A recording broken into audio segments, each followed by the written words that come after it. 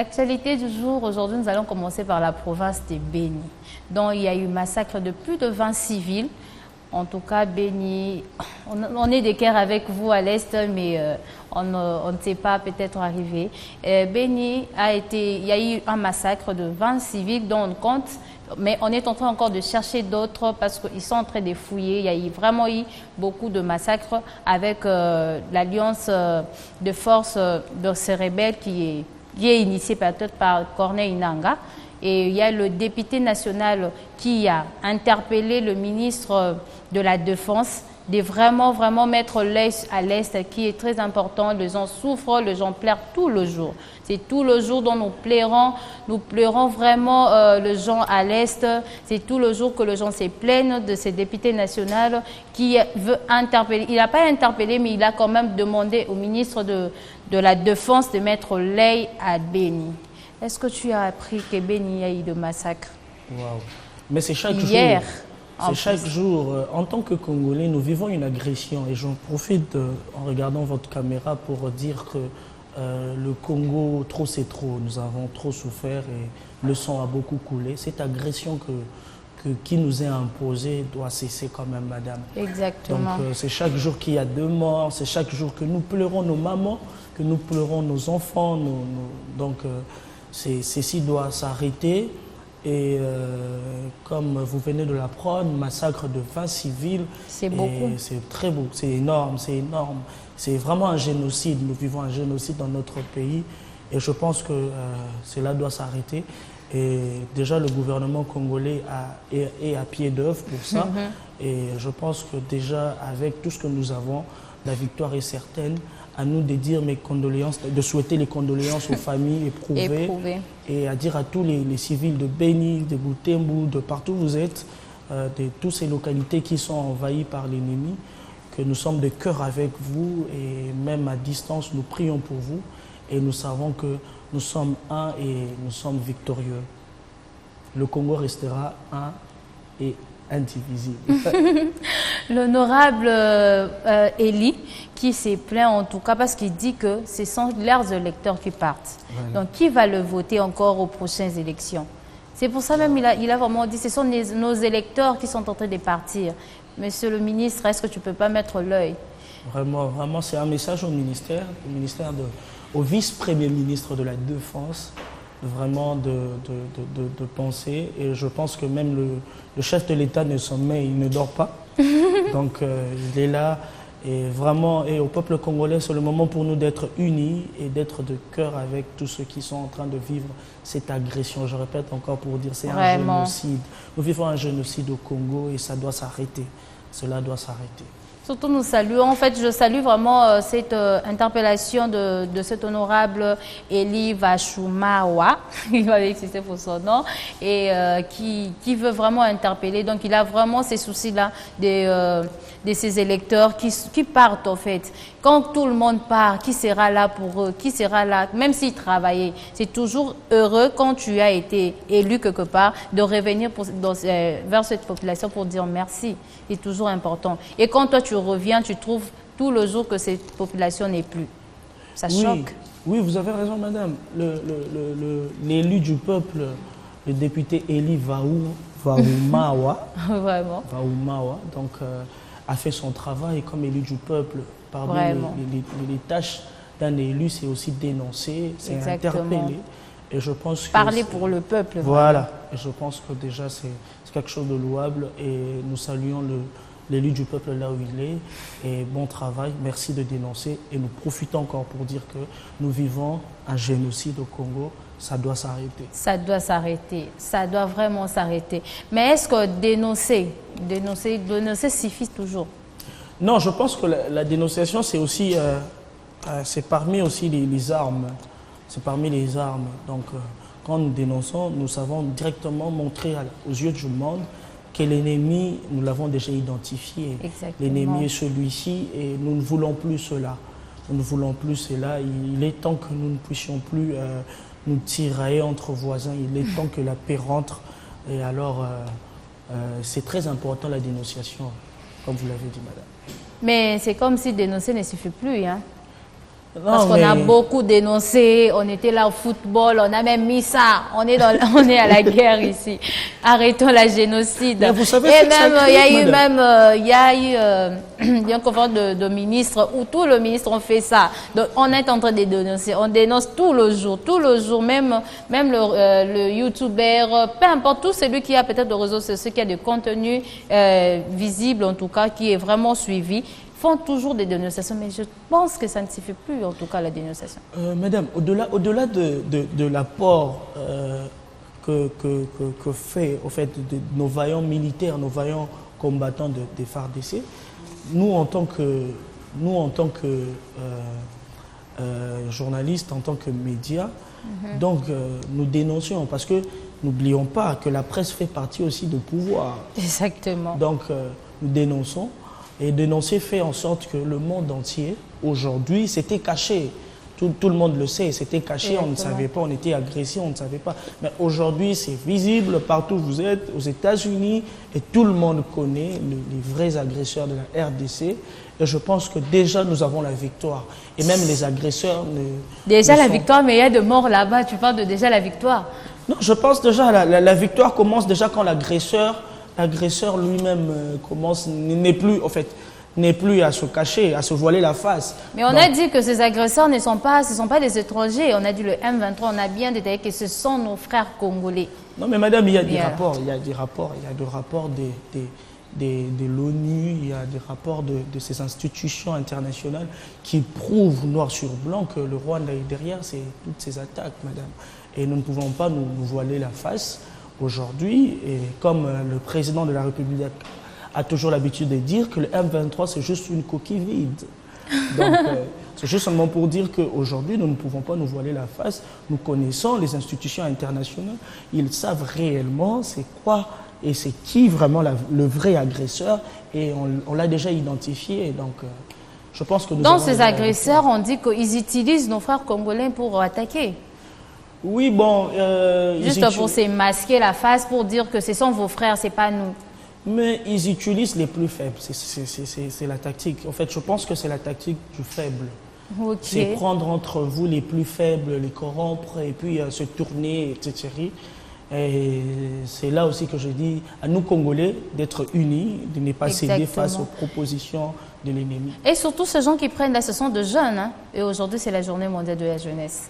Ah oui, ce sont des jeunes. Voilà, ce sont des jeunes. Et aussi, ce sont des jeunes où, par exemple, ils les introduisent, comme on dit, par force, à la rébellion, tout ça. Et je pense que même l'ONU et la CPI, il y a des sanctions contre ce genre de pratiques.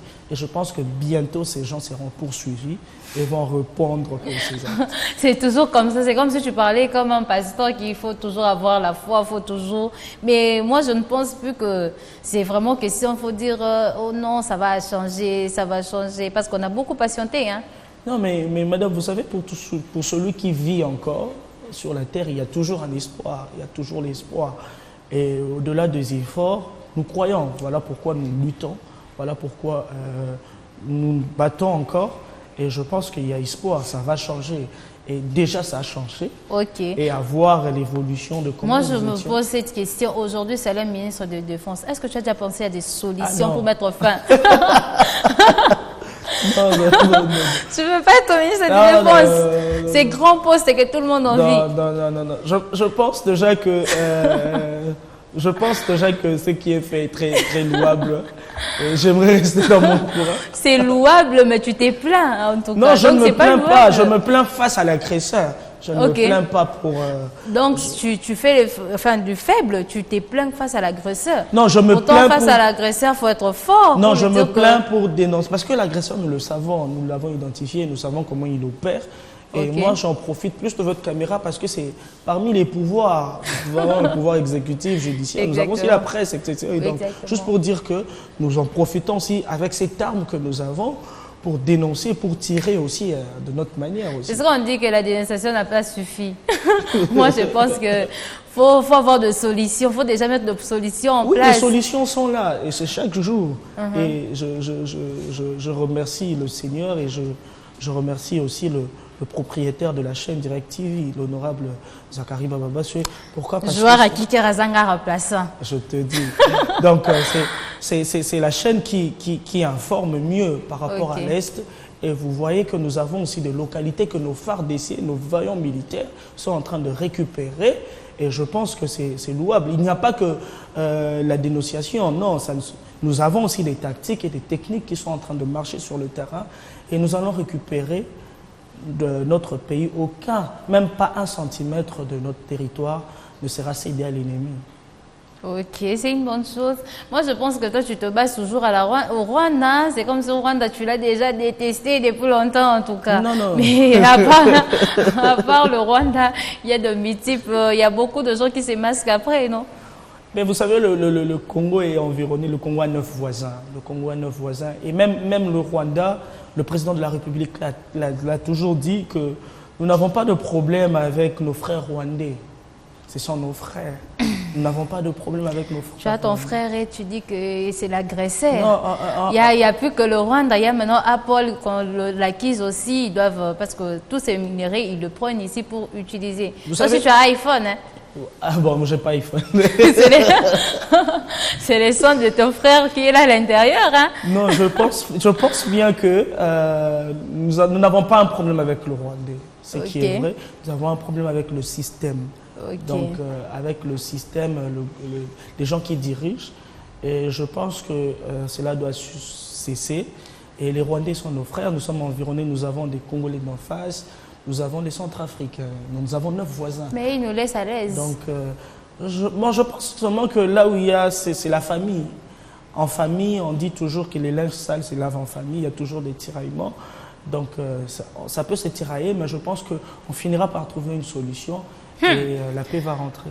Toi, vraiment, je pense que c'est comme la venue du Seigneur. On finira. On finira. C'est qui est sûr, on finira par trouver une solution. Madame. Et si ça ne finit pas, parce que toi, tu ne nous as pas donné des solutions.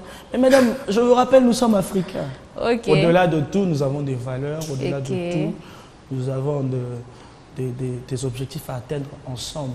Donc, que ce soit le Rwanda, que ce soit le Burundi, que ce soit tout, ils ont aussi besoin de nous. Et tout ce que nous voulons aussi, c'est que le système puisse changer et que nous ne puissions pas simplement voir nos intérêts égoïstes, donc parce que les régimes passeront, mais nous, en tant que population, nous sommes obligés de vivre ensemble éternellement. Exactement. Bon, sans rester parler que de Ben ici, on va prendre toute notre journée. Hein? Exactement. Et passer sur l'info suivante qui est la société. Maintenant, nous allons parler de la société. Aujourd'hui, c'est le début des Jeux olympiques à la France. Et aujourd'hui, il y a le secrétaire général de l'ONU qui appelle à la population française, peu importe, parce qu'il y aura beaucoup de multiples pays qui vont participer à cesser les faits, ne pas la guerre, pas de troubles, acceptons-nous, nous sommes tous humains, il faut mettre tout en place. On parle surtout de la paix. La paix, c'est très important. Entre autres, tu es congolais, tu pars en France, tu vas trouver le français, il faut toujours la paix, c'est notre frère. Tous, nous avons le sang rouge. Tu savais qu'aujourd'hui, c'est le début du Jeux olympique. Oui, ça au moins je savais. Moi, je pense qu'il a parlé de ça parce que quand on a même annoncé que Aya Kamura devait faire l'ouverture, il y avait vraiment beaucoup de critiques, beaucoup de polémiques sur elle. Et peut-être c'est pour ça aussi qu'il met de cesser le fait. Hein. Je pense que c'est un message rassembleur.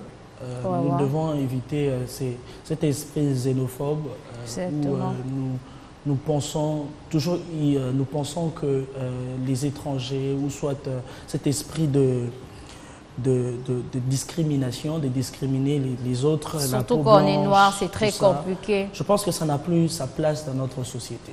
Ce qui est sûr, ça n'a plus sa place dans notre société. Dans le monde d'aujourd'hui, tous nous sommes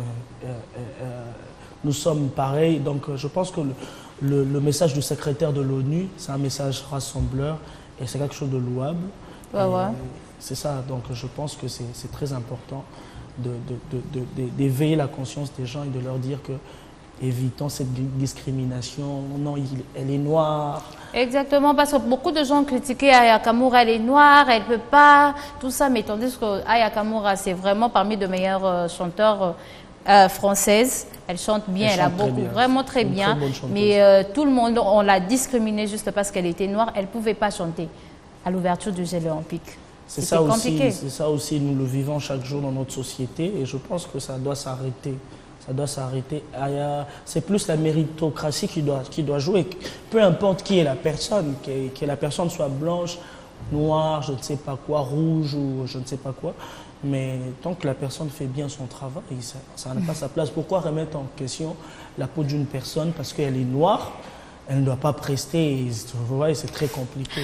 Mais c'est la France qui reçoit aujourd'hui, qui reçoit, enfin, il organise ce jeu olympique. Okay. Mais il y a eu un premier ministre qui a dit que la France est seulement aux Français.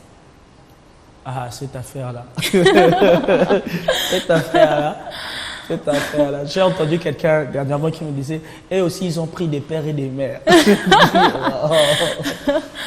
C'est comme si la France resterait juste pour les pères et les mères. Non, je pense qu'ils sont mieux placés eux-mêmes, c'est leur affaire.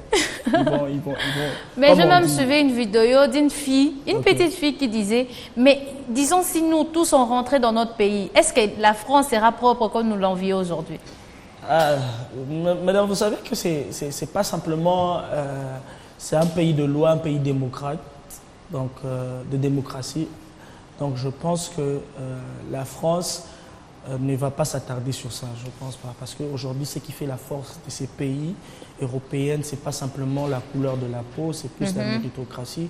Et nous tous, nous connaissons l'histoire de comment les peuples noirs ont plus migré dans ces continents européens. Et je pense que cette question-là va être déclassée. Parce que c'est un pays démocratique. Sa fille a insisté, il disait même pour leurs vieillards retraités là, on prend soin d'eux. Donc ce sont vraiment des étrangers qui prennent soin de la France. Et quand ils vont partir, qui va rester pour arranger la France? Non, elle était intéressante en tout cas. Ne vous inquiétez pas. Les étrangers, vous êtes encore là. Mais bon, je ne sais pas pour toi, mais ils disent souvent que le nerf coûte cher de la France. Bon, le nerf de la France, le noir coûte cher. Les noirs coûtent cher. Je pense que c'est ça en fait. C'est les propos que nous devons réellement enlever. Non, sans blague, nous devons enlever parce que le noir coûte cher à la France. Non, parce que le noir, en vivant en France par exemple, ou en Belgique par exemple, le noir ne vit pas là for free, ou bien comme on le disent les Anglais, ils ne vivent pas là gratuitement. Vraiment. Vous savez un peu, ils sont là, ils payent les taxes. Vous savez, en achetant des pains, ils contribuent au développement des Français. Donc je pense que ce genre de discours doit s'arrêter. Et je pense qu'en tant que pays démocratique, la France va écarter ça. Et c'est aux Français de comprendre qu'il ne s'agit pas de la peau noire, il ne s'agit pas de la peau, je ne sais plus quoi, il s'agit juste de la méritocratie. Moi, je me dis toujours, cette discrimination va toujours vers le noir. Mais pourquoi? Bon, madame, c'est une peau qui est remarquable, hein, vous savez, il est facilement... Vous savez, quand vous êtes au milieu des Blancs, bon, on vous remarque, on dit...